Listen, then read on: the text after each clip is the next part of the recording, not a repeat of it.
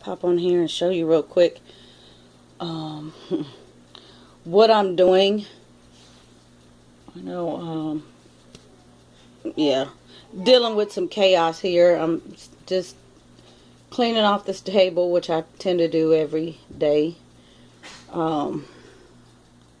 But I have things that are kind of overflowing right now, curriculum wise. And I know you guys have seen the shelves and the kids and stuff. I don't really have a particular space for the things that the curriculum that I am using, like, at the moment. It's just kind of up here in these magazine holders. And this was my main source. It still is, but I have a few more books now that are taking up, this worked fine for me. I would just pull out of here. And I found this at Goodwill sometime last year. This nice magazine holder. Very heavy wood, sturdy. So, anywho, it's, you see piles. I hate piles. I cannot stand piles. But I have piles of stuff. My home binder is over there. There's another binder over there I just took apart. And another one. And, yeah, I don't like piles, and yeah, it's falling everywhere. So I just pulled the stuff out, and this right here, this unit, excuse me, I have a cranky baby. She has an attitude. She doesn't feel good, but on the same token, she doesn't want me to hold her, so go figure. So she's a little whiny right now. She's trying to take a nap. Anywho, this unit here was turned sideways, and it was under the table where it had been, where when we moved, I moved it here. I didn't empty it. I just left everything in it. But what it had in it was things that I didn't necessarily want the kids to get into. At that point, this was last year when I found this thing at Goodwill, and a lot of our center activities and arts and crafts things that I have since put in other places. And I'll show you what was in here, though. Some of the stuff we had already taken out and put somewhere else, and it was just other parts of it. So I figured I could empty it and use it myself to store my stuff, and it would work. And so I had, when I first brought it in here, I did have it like this, and it worked fine. And I don't know, I just moved it, like I said, but it's still going to work. I can still sit and pull out the drawers, and I think I like that a lot better anyway. So what was in here? This pile of stuff on the floor. These little phone numbers I found for $1 at the dollar store. They were on clearance, and we just use them for different things. I have some already open, and these I have not opened. So those are in there. I have pieces of, or a bag. It's a whole bag. It's a mini puzzle. It's like Toy Story. It's a hologram. I have these little lunch bags that we use for puppets and stuff like that, and there are a ton of them, but I have somewhere else to put them with the rest of them. Something else I found at the dollar store. I don't know. I think I picked this up because it was $1. It's a little 10-gram deal, and yeah, that's what that is.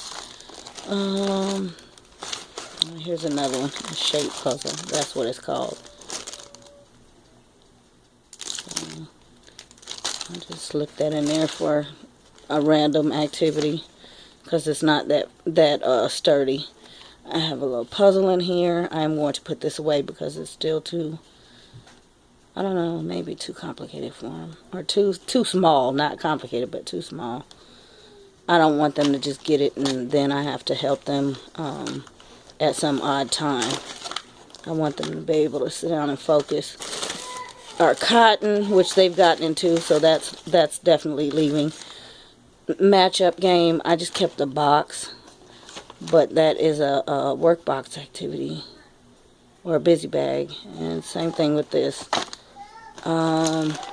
Puzzle pieces. I had to collect tons and tons of puzzle pieces, and I just stuck them in a bag. And here's another bag full of puzzle pieces that we need to rematch, or I will repurpose. What's down here? I have rope, more rope, which we use for all kinds of stuff. I can tie an art line in a minute to hang up art to dry.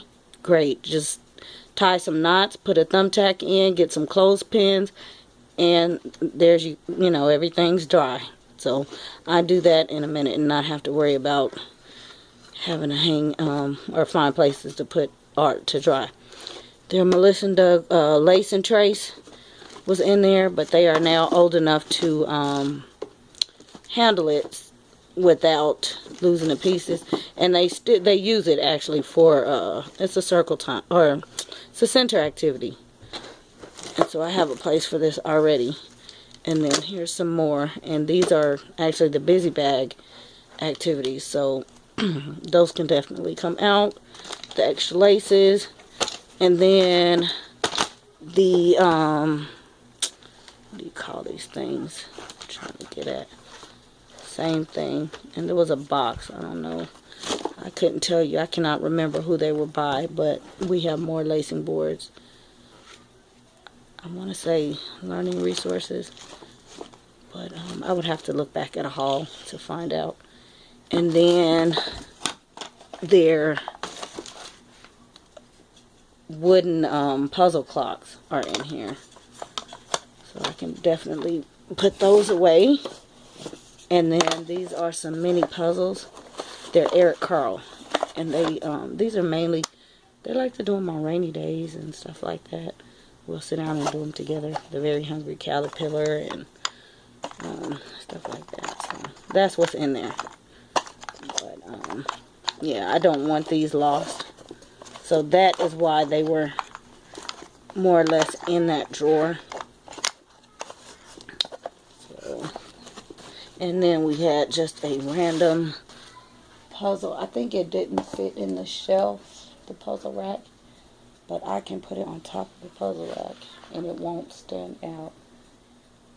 And what else was in there? Oh, our sentence strips were in there, and I can definitely move those because I did have one in their work boxes, and I just took them out for a little bit, so I can move those. So I mean, really, it was just a lot of, you know, all of that actually could have fit in one drawer. I mean, it was a lot of random stuff that I just hadn't cleaned out, and it was just taking up these drawers that I could use. So I'm getting ready to repurpose this again. I do have a couple of more that I have to repurpose, but I am starting with this one so I can get rid of all of this mania right here and right here, because it's just too much and I don't like clutter. This looks like clutter to me. I look at here and think I want to take the whole room and just